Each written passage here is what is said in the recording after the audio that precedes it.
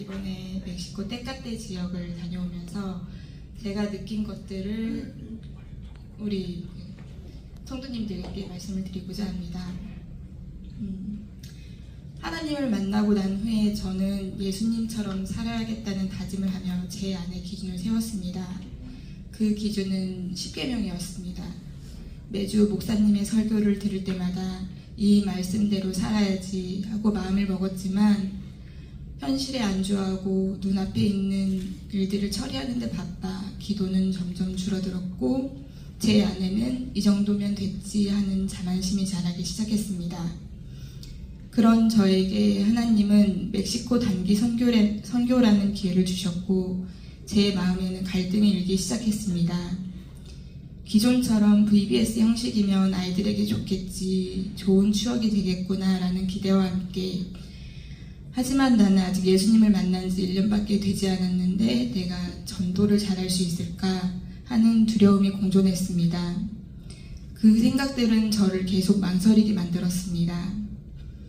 그러던 중 남편의 일정이 조정되면서 온 가족이 선교에 함께 지원하게 되었고 그제서야 저는 선교지가 어딘지 어떤 방식으로 사역이 이루어지는지를 알게 되었습니다.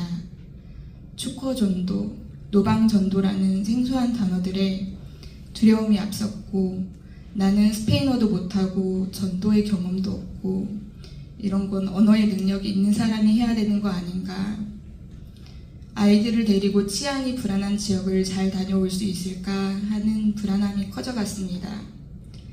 솔직히 말씀드리자면 포기하고 싶은 마음도 들었습니다. 하지만 제 주변에 제가 아무것도 해줄 수 없어 그저 기도밖에 할 수 없는 일들이 하나둘 생겨나기 시작했습니다. 사람의 힘으로는 어찌할 수 없는 문제들을 보면서 저는 다시 마음을 다잡게 되었습니다. 가서 기도만이라도 열심히 하자. 유창한 말이나 멋진 표현이 없어도 간절한 마음으로 기도하자. 스페인어는 못하지만 마음은 통하겠지. 그렇게 다짐하며 선교지로 향했습니다. 얼바인에서 차로 2시간 떨어진 멕시코 테카테 선교지는 제 예상과는 전혀 달랐습니다. 국경 근처에 산업화가 진행 중인 지역이었고 범죄의 도시로 유명한 곳이었습니다. 우리가 향한 마을은 그 외곽에 한창 개발되고 있는 곳이었습니다. 바위산을 깎아 집을 짓고 타 지역에서 이주해온 사람들이 모여 사는 곳이었으며 하루 종일 공사 소리와 비포장 도로에서 날리는 먼지가 가득했고 아이들만 집에 남겨진 가정들도 많았습니다. 우리 선교팀은 현지 교회 성도들의 따뜻한 환영을 받으며 4개의 팀으로 나뉘어 전도에 나섰습니다. 저는 미겔 목사님, 루시 집사님, 그리고 우리 교회의 홍사명 집사님, 이영신 사모님과 함께 축호 전도를 하게 되었습니다. 저는 현지 목사님과 집사님의 열정적인 전도 뒤에서 조용히 중보기도를 드렸고 챗 GPT로 번역한 저의 간증문을 서툰 스페인어 발음으로 한 줄 한 줄 읽어나갔습니다. 발음은 정확하지 않았지만 제 눈빛과 마음 그리고 홍사명 집사님의 통역을 통해 제 진심은 분명히 전달되고 있음을 느꼈습니다. 멕시코는 열악한 환경 속에서도 순수하고 맑은 눈망울을 가진 아이들과 어른들이 많았습니다. 축허 전도를 하며 만난 가정들 중에 특히 기억에 남는 2 가정이 있었습니다. 20대의 남매와 어머니가 함께 살고 있었고 2 남매 모두 휠체어를 사용하는 장애를 가지고 있었습니다. 어머니는 2 자녀를 돌보느라 생계를 이어가기 어려웠고 교회에서 청소 일을 하며 생활하고 계셨습니다. 그 집은 흙바닥에 문도 없이 커튼으로 가림막을 만들어 놓은 상황이었고 휠체어가 움직일 공간조차 부족했습니다. 그 집에서 들은 이야기는 제 마음을 무겁게 했습니다. 몇 년 전 남동생이 교회 안에서 넘어져 머리를 다친 이후에 교회에 나오기 어려워졌고 그 이후에 점점 신앙과도 멀어졌다고 했습니다. 하지만 그 가족의 눈은 여전히 맑고 순수했습니다. 제가 그 누나의 손을 잡고 기도하는 순간 저도 모르게 눈물이 흘렀고 가슴이 먹먹해졌습니다. 하나님, 이 가정을 통해 기적을 보여주세요. 이 남매를 통해 하나님의 영광을 드러내주세요. 하나님, 하나님의 계획에 이 가정을 사용해 주세요. 저는 그렇게 기도했습니다. 그리고 하루 일과를 마친 후 선교팀과 나눔의 시간을 가지는데 놀랍게도 노방전도를 나갔던 다른 팀도 같은 가정을 방문했다는 사실을 알게 되었습니다.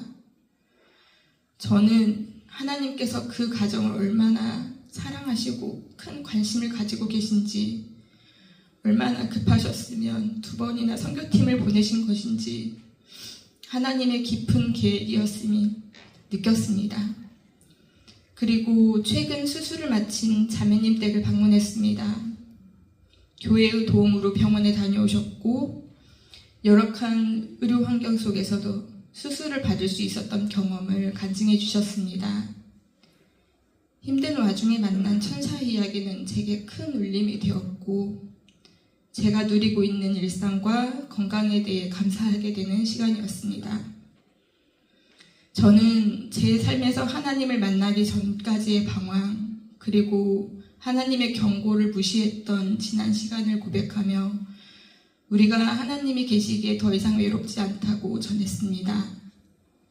말은 서로 통하지 않았지만 자매님의 눈을 통해 성령께서 역사하고 계심을 느낄 수 있었습니다.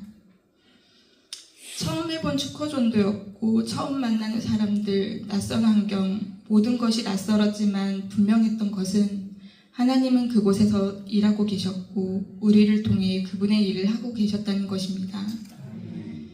부족한 저를 사용해 주신 하나님께 감사드리고 이 모든 것이 은혜였음을 고백합니다.